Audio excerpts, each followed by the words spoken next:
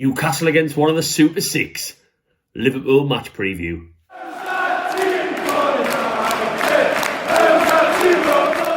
Welcome back to Black and White Banter, everyone. I hope all is well. The sun is shining. The beer gardens have been open for a couple of weeks now. You'd think I would have got a haircut, but unfortunately not. Don't really like hairdressers. Liverpool on Saturday, lunchtime kickoff. This is one of them fixtures that I've already talked about previously, about being in that category of we don't expect much, and purely based off the opposition and our record at Anfield. I know there's no fans in, which can make a little bit of a difference. It's a different kettle of fish when you go to these places, but we have not won at Anfield since 1994. I think Andy Cole scored that day. So we are talking a long time since we've picked them. Yes, we've had draws. I remember not too long ago, we got a 2-2 draw under Benitez in the season. We got relegated.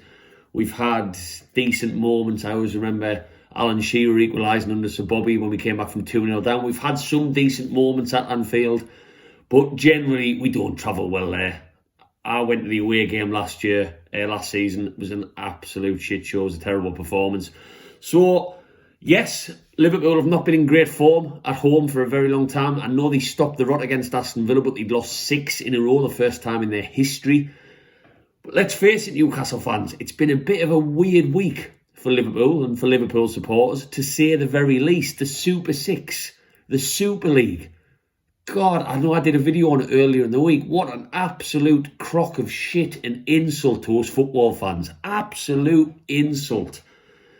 You know, I know we've got Mike Ashley and we really want the man out, and he's caused us now but shit over the years. I'm sure he would have been waiting to jump into this Super League given the opportunity.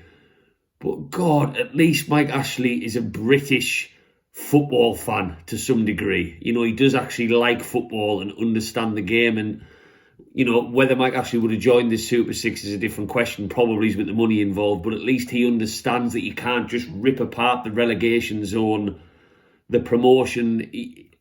Just absolutely beggars belief. No surprises to see the Super League stop this week. No surprises for me at all. I wasn't in one little bit even surprised with that. I'm sure Liverpool fans are very happy with that result as well. I don't personally believe that the fans have won. I just feel like all of the pressure, media, pundits, the protests, all of this accumulated for all these owners to think, shit, this hasn't worked, bollocks. I don't think they've done it for the fans. I saw Liverpool owner's speech, his heartfelt speech on camera. I would not be buying that shite if I was a Liverpool fan. Obviously, if there's any end up watching this video, drop in the comments and let me know, but I just thought it was a load of bollocks. He kept on referring to Liverpool as LFC. That's an insult in itself. It's Liverpool, mate. It's not LFC. You're not in America now. But that's by the by now. There's been a lot of Newcastle fans have said, is this week a good week to play Liverpool with everything going on? Who knows?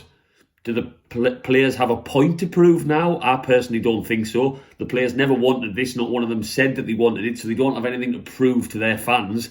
It's just been a bit of a weird week. So they don't have to get the fans on side. Jurgen Klopp doesn't have to get the fans on side. It's the owner who has to do that. So do I think it changes our game tomorrow? No. Quite honestly, I don't. If we were in the stadiums, yes, maybe if fans were allowed in, we'd be giving them some grief about the Super Six. The supporters would be giving the owners some grief. It would be a weird atmosphere. But it's behind closed doors and we're going to be watching on television screens. So no, I don't think it changes very much. If we were to get something tomorrow, it would be amazing. I was worried on Sunday when Fulham were 1-0 up against Arsenal. I thought, shit, we go back to 6 points again. Fulham are going to pick up a random result. Luckily, Arsenal, 96th minute. I was absolutely over the moon with that. So it stays quite a large gap. It's a free punt tomorrow for us with the early kickoff. If we were to get a point, I'd be over the moon. I'm sure a lot of you Newcastle fans would be over the moon. It's not going to be pretty from us. I think Bruce has already said as much in his press conference today that we are going to defend because we have to against these teams. I don't agree.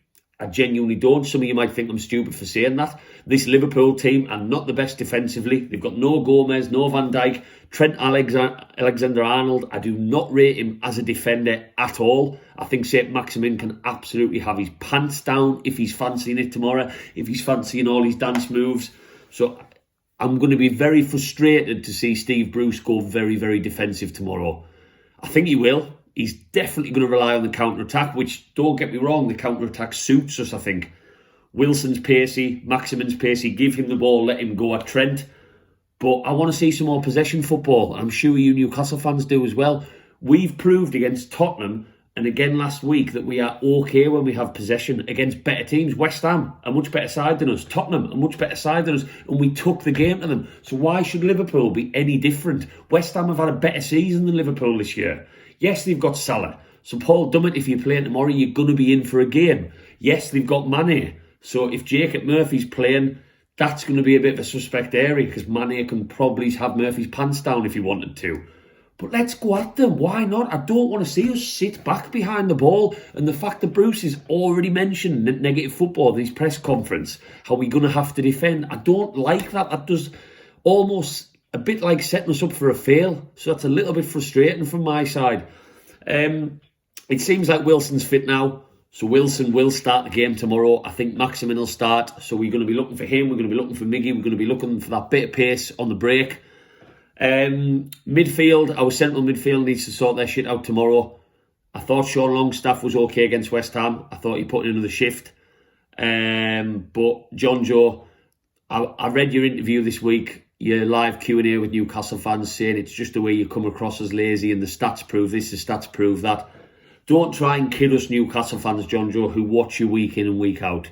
We've seen you slowly track back. We've seen you go missing on the defensive side before, so don't try and mug us off by saying that the stats, yes, the stats might say you run 9 kilometres, but those 9-10 kilometres need to be run in the right areas at the right times when we're defending. So I took what John Joe said this week in his interview with a pinch of salt. Obviously, he didn't like being criticised from whatever Newcastle fan that was who asked him about his laziness. I probably wouldn't like it if someone came at me with the laziness question. So he's going to have to put a massive shift in. These are games for me, again, I mention him all the time because I really rate him. This is where we miss Isaac Hayden. And let's face it, tomorrow our defenders are going to have to be on top form. I thought against West Ham, we looked quite solid apart from that first goal we conceded, which was pretty sloppy. Fernandes, I thought, came in and had a good game. We haven't really missed Lascelles massively. I know a lot of people talk about Lascelles' leadership. Yes, I do see that side. There's a reason he's captain. I don't believe that Benitez and Bruce are total mugs in who they make the captain. I don't like Bruce as much as the next man, but he was a centre-back and he was also a captain of his football club. So when he played, obviously, for Manchester United. So he will know, he will see something in training as Benitez did. So I do understand we missed that leadership side, that organising side, but in terms of quality of player, I don't think we've missed Lascelles so far. The game's going to be won, I think, tomorrow in the wide areas, without a doubt. If Maximin plays better than Salah, if Almiron can have a decent game and Murphy can keep Mane quiet, that's where these moments are going to be won. Central midfield, I think Liverpool have dropped off a little bit this season. Thiago started well, hasn't been great. Keita, however it's pronounced, he plays here and there. So, attacking threat from the centre, Wijnaldum, a little bit hitty-missy. He's a threat from set pieces and he likes a shot, but he's a little bit hitty-missy. So I think this game is going to be decided in those wide areas.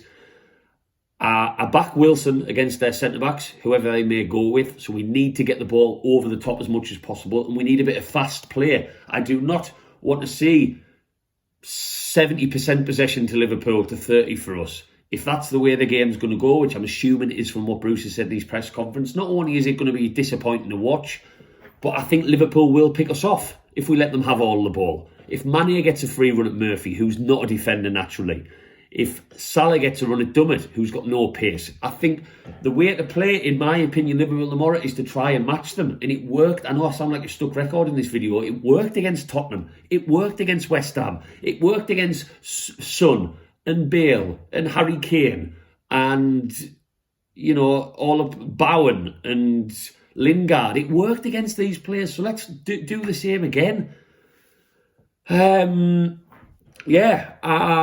I think it's a free punt. And the next 4 games, give us 4 points now, I'd snap your hand off. We've got Arsenal to come, Man City to come, Leicester to come. These are really, really, really difficult games. If you were to give me 4 points from 12, that's another 4 points away from the relegation zone. I might sound a bit negative. Yeah, I'd prefer 6. I'd prefer 7. But we've won the games so far.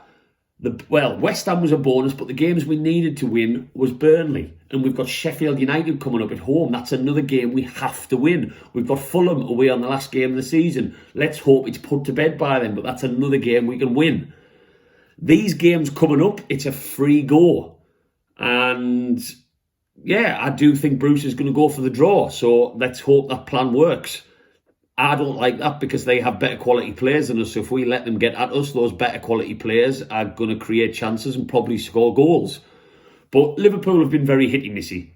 They've been a bit all over this season and you don't know what Liverpool's going to show up. I think it's about frustrating them. If we get at them, create a couple of chances, I think things become a little bit nervous in the Liverpool players' camp and we'll go from there. With Maximin on the field, who knows what can happen. He is capable of taking on Trent, cutting inside and dancing and flip-flapping through 2 more players and burying it in the top corner. We saw it against Burnley. Yes, it's different opposition, but we know what Maximin can do. You could pluck the best fullback in the world right now in front of me from anywhere in world football, from Bayern Munich, from Real Madrid, from anywhere in the world, and they would not want to play against St. Maximin. That's not me being biased as a Newcastle fan. He is one of the best at what he does with the football at his feet. So let's hope he's at the races tomorrow. Wilson's going to be a little bit fitter, and because we've got them players, I'm a little bit optimistic that it's not going to be a total shit show. If you'd gone back 4 weeks going into these 4 fixtures, I just would have been staring down the barrel of battered and absolutely destroyed up the backside. So a little bit more positivity going into this one, but if we set up negatively, I think that's going to set us up to fail. I'll go for a score draw, being very, very optimistic. It must be the sun shining through. I don't know why I've got a hoodie on, by the way, but it must be the sun shining through. It's frying my brain, and it's Friday. It's the weekend. So, nice early lunchtime kick-off tomorrow. Let's hope our weekends aren't ruined. As always, Newcastle fans, drop in the comments. Let me know what your predictions are. Let me know how you think we're going to get on tomorrow, where the key areas are going to be. And as always, subscribe to us on Facebook and Instagram. I've reached over 500 followers on Facebook. 500! I've only had it going on Facebook for about 6 weeks. Get in. So make sure you get us on social media as well.